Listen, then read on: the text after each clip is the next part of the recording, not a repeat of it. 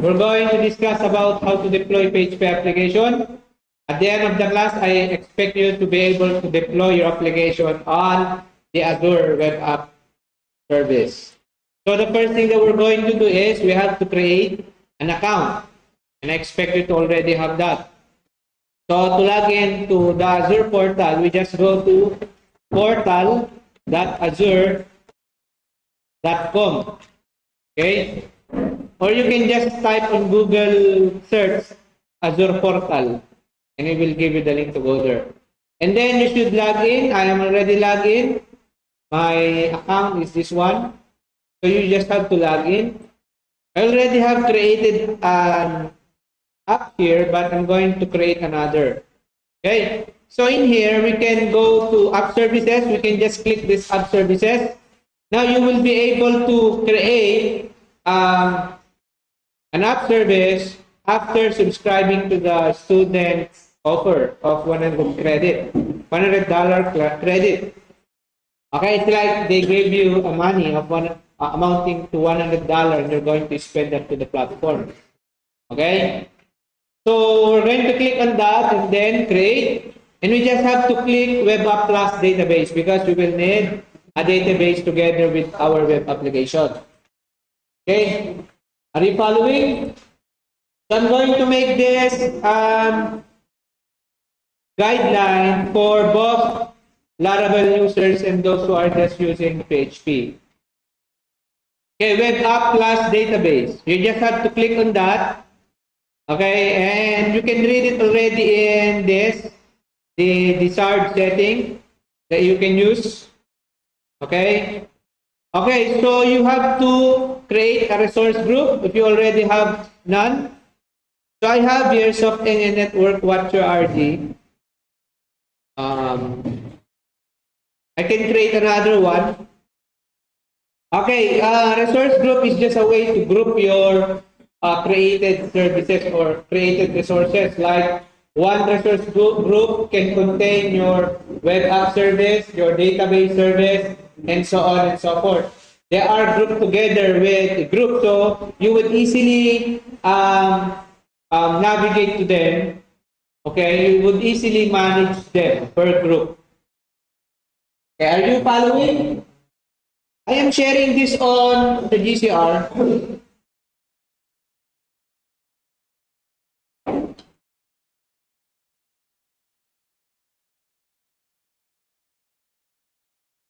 Yeah, I'm sharing this on GCR.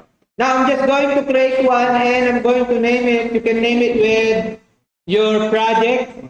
Okay, I'm just going to name it Project X Resource or Group, Project X Group. Then okay, and then region. You pick the region that is closest to us. We're just going to use East Asia. Then let's add a name. Typically, the name of your project. Okay, food bags. Moscada, Cascada, and so on and so forth. You just name it like that. I'm just going to name it as my PHP app. Like that. Okay, my PHP app. And then, it's going to generate a link where you can access your application later on. Okay, runtime stack, we choose PHP. Okay, because we are developing with PHP. You just choose the order between the two. Just choose the 8.2. Or you can choose the 8.3 if you like. And then for the database, we're going to select MySQL. Or you can use PostgreSQL if you like. I'm just going to use MySQL. And add a server name. I'm just going to leave it by default. Okay. The database name is my PHP app, or you can rename your database name if you like it. You can name it AppDB if you like, but that's optional. And then you just leave the default here. For the hosting, you just choose the basic. Okay? Or you can choose the standard, but I'm just going to choose the basic for hobby or research purposes because this is not yet final. I'm just trying it out. After that, you can proceed to clicking review and create. And it's going to generate here values that you're going to need later on, like the password for your database and the username. This is the password. It's encrypted. I can see it later on. I don't have to take note of this, but if you want to take note of this for easy reference, you can do it already. And then after that, I don't do anything here. I'm just going to click create. Okay, it's creating, and we just have to wait on this. Deployment is in progress. We just have to wait on that until that's complete. A few moments later, your deployment is complete. We can now deploy to our server. So what we will do is we click on the go to resource. Okay, and we have here already our app service. The first thing that we're going to do here is we're going to download our published profile. The published profile, we're going to need that for our GitHub to be able to be authenticated.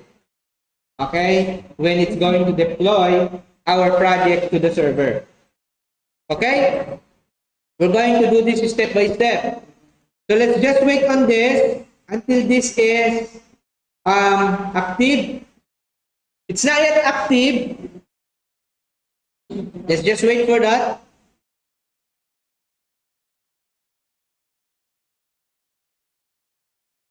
Maybe I have to refresh it. Let me try refreshing it. Okay, it's not yet done. Okay, I'm going to do this step by step and show you where to get things that you need for your application. So, my goal here is I'm going to deploy this simple app in there and make it accessible in the internet. Okay, originally, when I am developing it, it's just available on my local machine, but I'm going to make it available in the World Wide Web. That's what we are going to do today. Okay, let's just wait for this. While waiting, maybe it's best if we can configure our environment variable. Now let me show you. On the sidebar, we see this menus. Okay, you are on the app, right? On the settings, you have the environment variables. This corresponds to your .env in your Laravel. Okay? In other words, you don't have to create your .env file already. All your settings for your env, you just indicate here. Okay? Now, I'm going to rename this because in Laravel, it uses different naming. So, I'm just going to rename this. For example, what am I going to use here? dbhost. It's dbhost. I'm going to name my host with dbhost. Okay? Let me just hide that one. I just have to click on this. And for those who are using pure PHP, if you're going to follow my naming convention, you have to name your environment. You're going to get this data in your code using the getEnv function. This will return false if there is no dbhost environment variable. Okay, and it's going to have a default value. Typically, this is localhost. Okay, so I'm going to name it dbhost. Okay, click apply. The second thing that I'm going to do is edit the db port, db name, and db user, db path. Okay, so I'm going also to edit this one. This should be db path. db path. This is my password. Okay, I should have hidden that. Are you seeing it? No. Okay, that should be hidden, sorry. Even recorded. Anyway, I'm just going to change that later on. My port should be DB port. Okay, for the Laravel users, you just have to check your Laravel settings because it has different naming.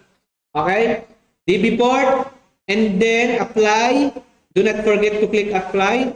Username, here I'm using DB user. So I'm going to use DB user, apply, and then DB pass. I'm done with that. DB name. Lastly is the DB name.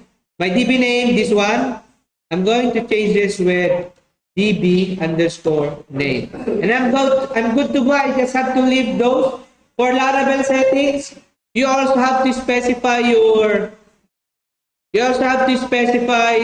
where you have placed your SSL certificate. I have noted here how you're going to put that down below. This one, where is it? Okay, this one. To ensure that Laravel picks up a valid SSL certificate, in the GitHub action that I showed you a while ago, it should be placed in the storage slash SSL. Where is it? Here. Here, guys. So, that one. So, I'm going to set a variable in my Laravel and call it, the name of the variable should be MySQL attr SSL CA. That's what it's used in the, what do you call that?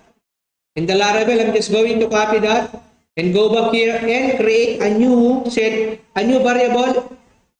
How to create new variable? You just have to click on this one, add, and then paste that there, and then you specify the absolute path, which is basically stored in the /home/site www root storage/SSL in the file itself.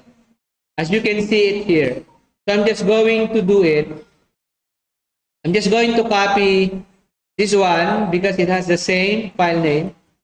And here, what I'm going to put here is, I'm going to, in Azure, our applications are served in the /home/site/www root. In some, it's htdocs. In our container, Ubuntu container using Apache, it's in the var www/xml. But in Azure, all our files should reside in the /home/site/root. And then, for example, this is for Laravel. I'm going to just indicate storage/SSL/the file name, like that. Deployment /setting, and then apply. Okay, that should be read by my Laravel already. What else that I should need for the Laravel? You can turn on the debug mode here. Like what I've said, whatever setting that is necessary, and you place it in the .env file, you just have to place it here so that you don't have to create an env file already in your application on the server. Okay, and this is more secure. This is more secure rather than using the file .env for sensitive values like the password of your database and other. Okay, after that, do not forget to click apply. Okay, click apply. It's already applied. The next thing that I'm going to do is I'm going to go back now in my overview because I think it's already, okay, it's already, I'll let you just have to click this one to close that. Oh, when you lost yourself, you can find your previously created resources here. So I'm just going to click on that. And as far as I can see, I'm going to hide that one. I can already download my published profile. Now that published profile is needed. Okay, that is needed for, what do you call this? For publishing my GitHub codes to this server. So I just have to download that. I'm going to download that. And I'm going to open this with any text editor. All this step that I'm doing is already placed in the manual. I'm going to open this with a text editor and everything in it. You can use the cat command in the terminal. But I'm just going to open with this one. Everything in here should be secret. And you are seeing it already, but this is for demonstration purpose. I copied it already real quick so you do not see the whole content of that. That should be private. It's like a private key that makes your application connects to another environment. Are you listening still? Okay. Now, what I will do now is I will go to my GitHub and I'm going to edit this to deploy it to that newly created server. So I will just edit this one online. I can edit it here. So what I will do, I'm going to click this, edit this file. Oh no, not this one. It's not actually this.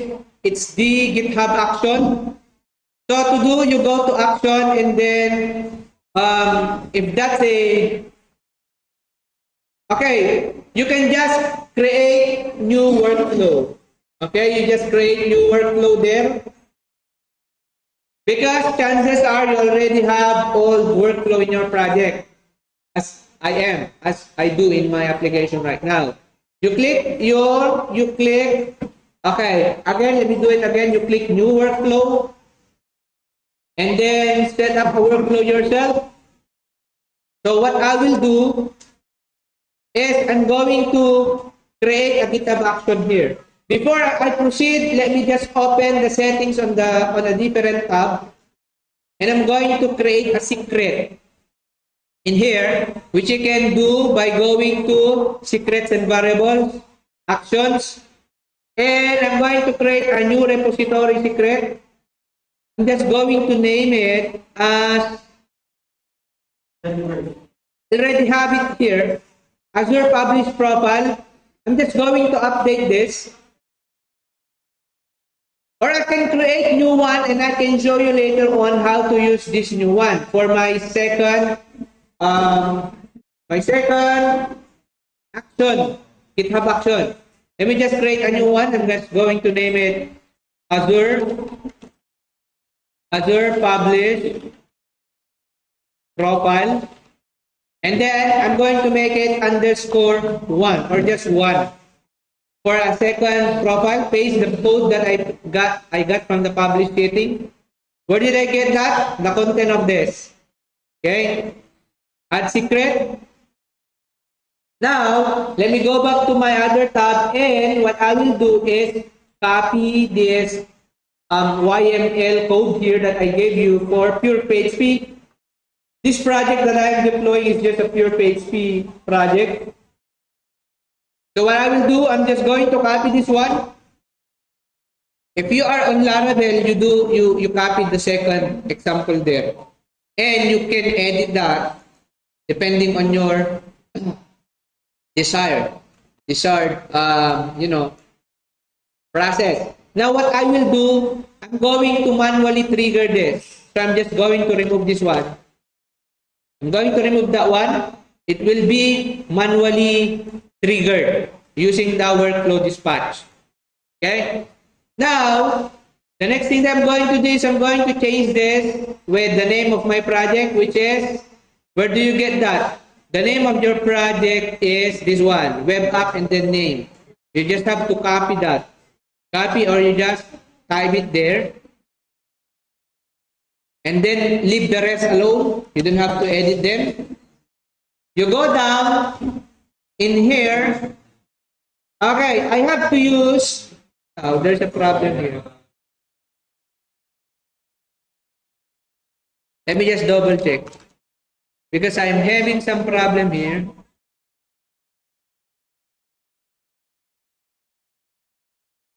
Bad indentation of mapping entry. Why? What's the problem?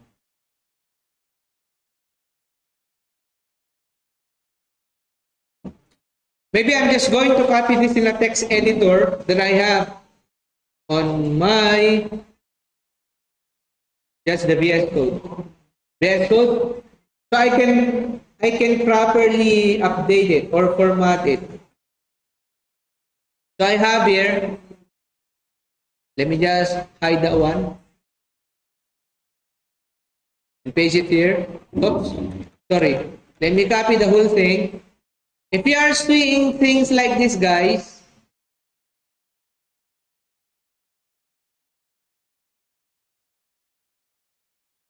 okay, if you are seeing things like this, it's not properly formatted. So what I will do to ensure proper formatting, I will open a text editor and I'm going to paste it here. Make sure that, close that one. Make sure that the type of this project is YML. And we can right click that. I think I don't have the formatter here. Format document. I just press Control Shift P and type format. Install formatter. The formatter should be YML. Install that one. This is just to ensure proper formatting and avoid errors. Because if it's not properly formatted, that will not be executed in the, what do you call this? In the GitHub action. So I have here, I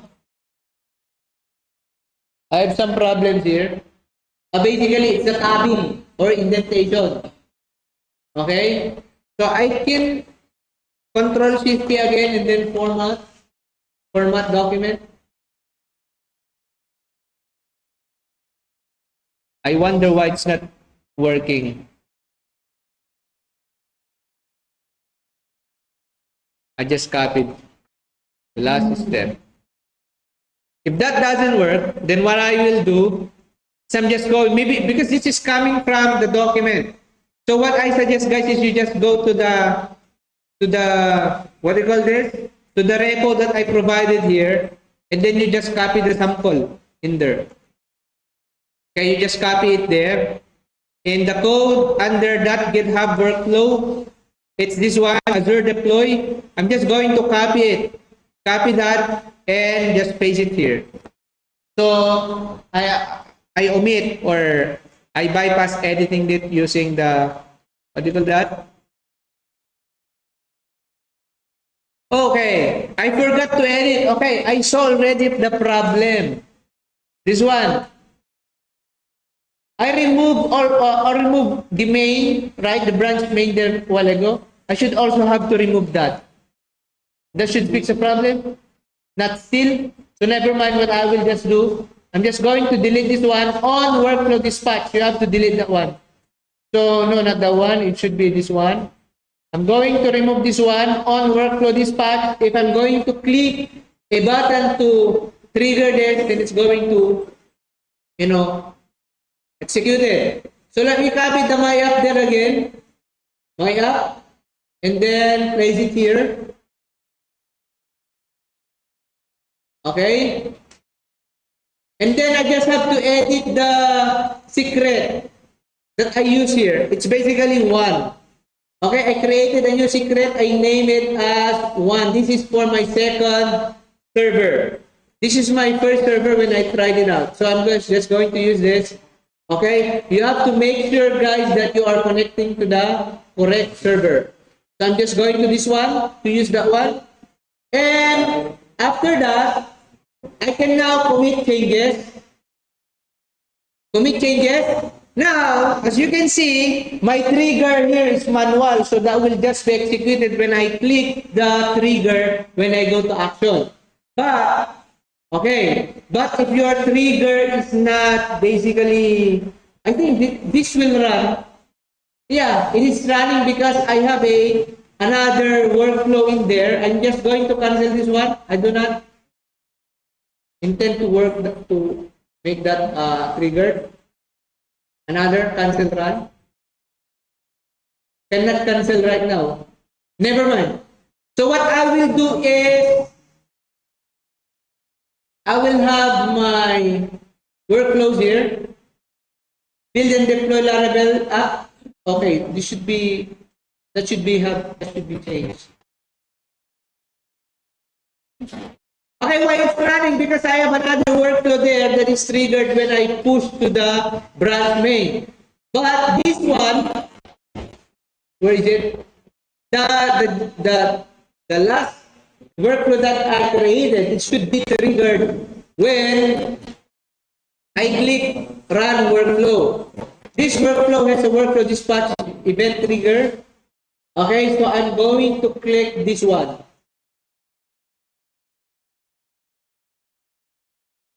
Use workflow from main. No, it should not this one. It should be the other one. Okay, it should be the main YML. And then in there, I can click the run workflow manually triggered action. So what am I doing here now? If I'm going to click the button, guys, I want you to listen here. I am making effort to discuss this to you so that you can understand. If you are not listening, then up to you, like guys. Okay?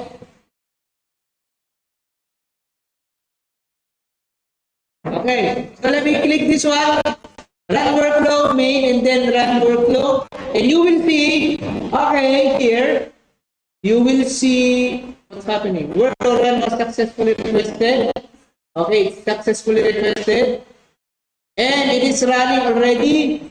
And as you can see, I have two jobs there.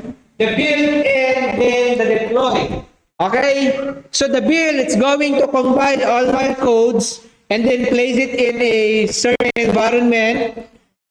Basically, it uploads it. And then for the deploy job, it's going to download that to the server. Now, let's watch this. Okay? If I'm going to click this one, guys, it is performing little steps or few steps to deploy the project. I can basically monitor my server by logging into it via SSH. I have here in my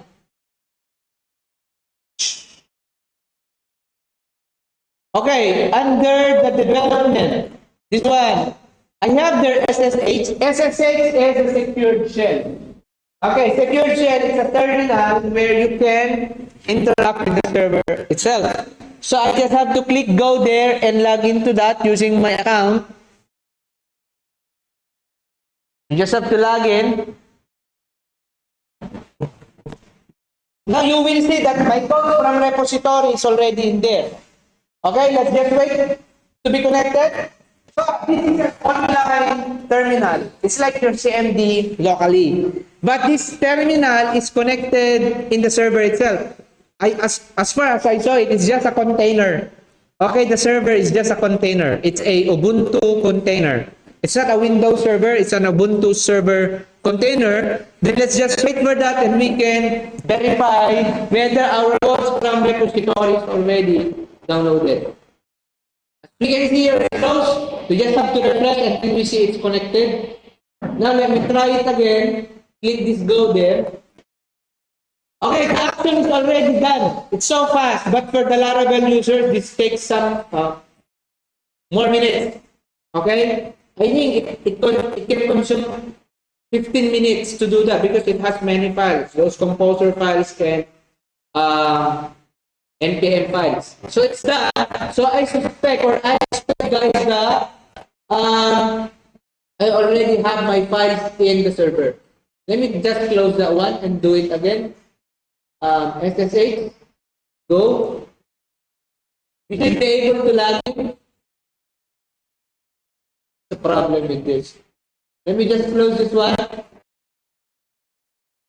I think the server is restarting. After the deployment, guys, it should be restarted. Okay? Now we just have to refresh this until we are allowed to log in because it's just restarted. After deployment, as far as I know, the server will be restarted. So we cannot connect there yet. The connection is closed. We just have to wait for that. Okay, waiting for web app to cold start. As you can see, I am right with my suspicion. It was just restarted, so we cannot connect to a computer or machine and shut down. Okay, let's just wait for that. Waiting for web app to cold start. Cold start. The container from the server is starting. Refresh it again. Still not connected.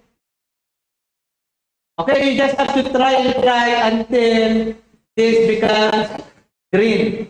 Okay, or the connection is on.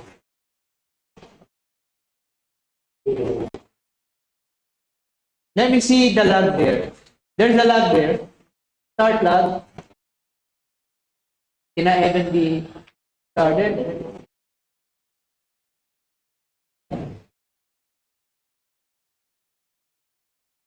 A few moments later. Okay, we are already logged in. We are interacting with the server via the terminal. a web secured shell interface. So you just have to use your Ubuntu terminal commands. So I want you to be familiarized with those. Okay, we are in home. Our codes are in the cd site/ww root. ls, I already have here my codes. Ito yung naman ng repository ko. And also the digital certificate CA that we need to connect to the database. Now the problem is, the problem is I don't have yet the database. Okay, I don't have yet the database from my server. As you can see here, it cannot find the table path there. So what I will do, guys, is I'm going to log into my database using the MySQL command. So I have in the documentation how to connect to there. It's like this. For the Laravel users, you don't have to do this because database is automatically generated and constructed using the migration. So what I will do is I'm going to run MySQL.htodo PHP. Okay. Where do you get this one? You get this one. Okay, you have to edit this with the name of your server. Where do you get that? You get it by going to your app overview. Let me just close this one. App overview. And then I have this one.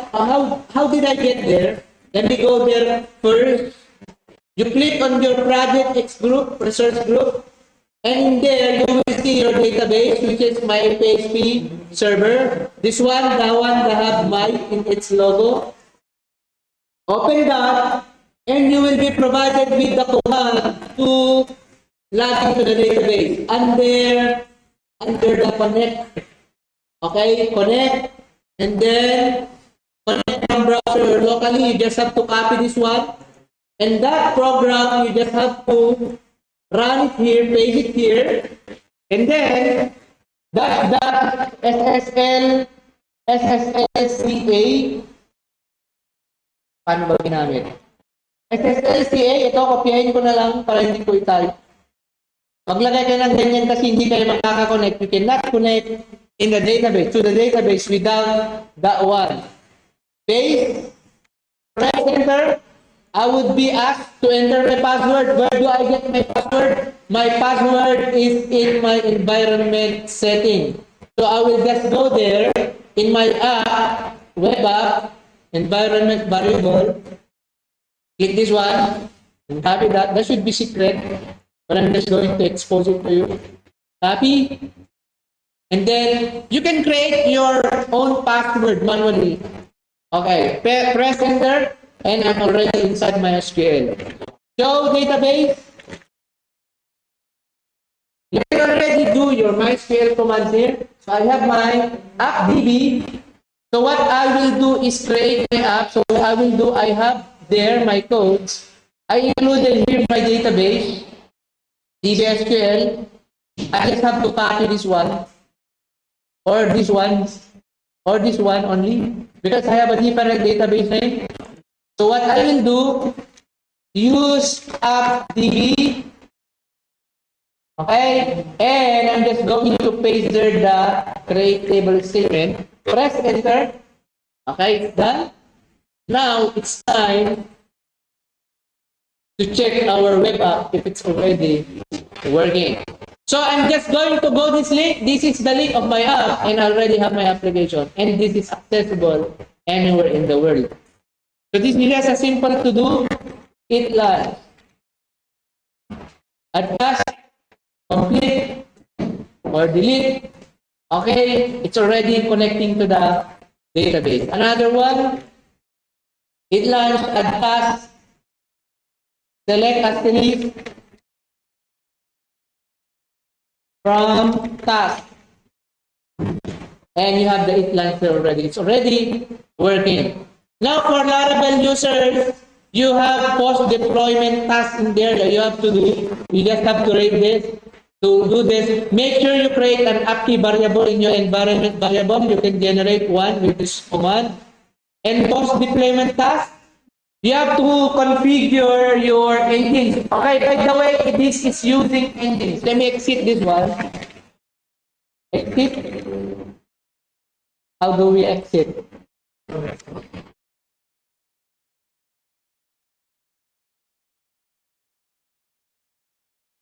Control C to exit. Okay? LS. For the Laravel users, there are post-deployment tasks that you have to do, like configuring your engines. And also, I want to tell you that the server that this is using is Nginx. It's not Apache. Okay, it's not Apache or Apache. So you have to configure it. What you do, you have just to copy this one. There's an instruction here already that you can do. Okay? And that's all.